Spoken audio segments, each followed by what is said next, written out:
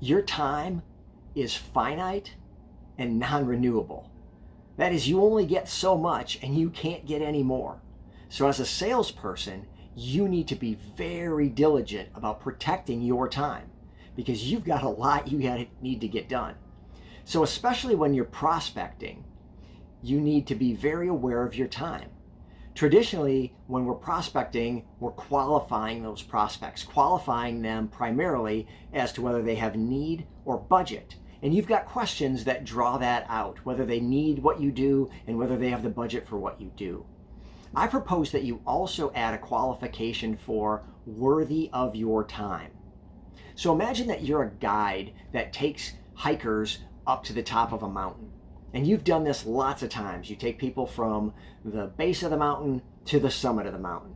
Over and over and over. You do this on the weekends because you love hiking and you love taking new hikers to the top of the mountain. You know how to do it. You know the best, if most efficient, fastest, safest way to get from here to there. And people hire you to do that. Now, when you start guiding people on that hike, somebody's probably going to look over here and say, hey, why don't we go this way? It looks a lot shorter and easier and probably faster. And as the guide, you need to say, hey, I hear you. It does look like that, but it's not. I've done this a lot of times. This is the way we need to go. And they need to draft back in and follow you up the mountain.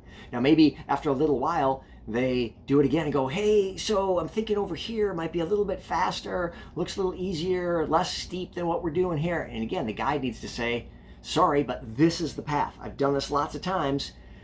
I'm the one who knows how to do this. That's why you hired me. Follow me. So it's the same thing when we're prospecting.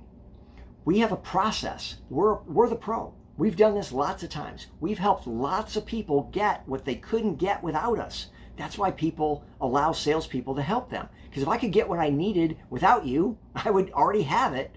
So I need you to help me.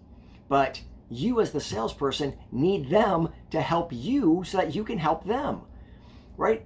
So when you're going through your process and you're asking your qualifying questions, if somebody keeps interrupting you with, well, but how much is it? That's the equivalent of saying, I think this way's faster. I want to cut to the chase. Like, okay, but how much? Let's just get to the top right now. Let's just be done. That's not the process. I'm the pro, I've done this lots of times. This is how we do it. So you need to gently bring them back. Hey, listen, great question. We will absolutely talk about price. Right now, I need to understand more about your situation so that we can give you the right price for the right solution. And hopefully that brings them back. But let's say it doesn't. Let's say you keep asking the questions you need to qualify them on the other aspects, the need and the budget and their situation, and you keep moving. Also, they do that thing on the hiker did, where it's like, so again, price. I need to know, like, what's going on here. Do you have this feature? How would you handle this situation? Listen, we have a process. I just need to stay on the path. We'll get to that. Totally happy to answer that question. Let's just table that for a second and keep going. Now, either they're going to do that and draft back in with you and let you take them where they want to go and let you help them get from the base to the summit, or they aren't. And as soon as you get the sense that they're not letting you help them, that they keep interrupting your process and distracting you with this path and that path, and I've got a better idea and I've got a question, you don't have time for this.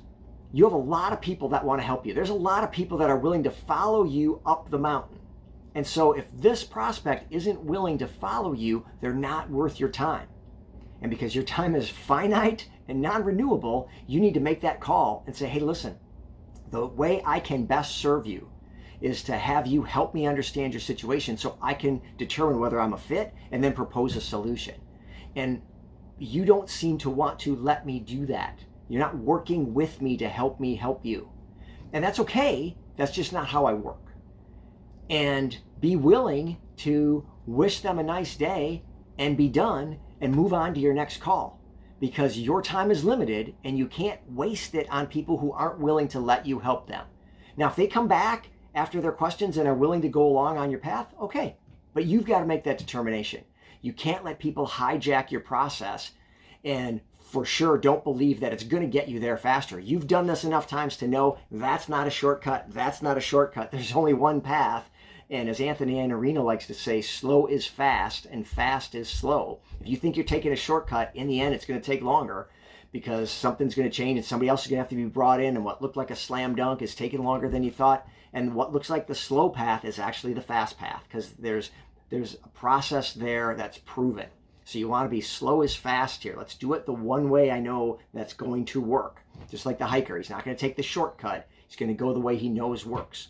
And so, but if people aren't willing to go with you on that journey, you need to stop and move on. You've got other people who are willing to go, and that's who your customer is. That's who you want to be working with. Because trust me, it's not going to get easier. The person who's bothering you about price in the first conversation is never going to stop bothering you about price. They're never going to be satisfied about price. It's always going to be an issue. And if they can't follow you now and let you guide them and help them, that's not going to get any better either. So why would you want to work with somebody who's so difficult? There's lots of people out there. Go find someone else. So recognize that your time is limited and that it's up to you to protect it and not let people distract you and get you off the path, but make sure that you're working with people who are willing to work with you so you can serve the people you're called to serve.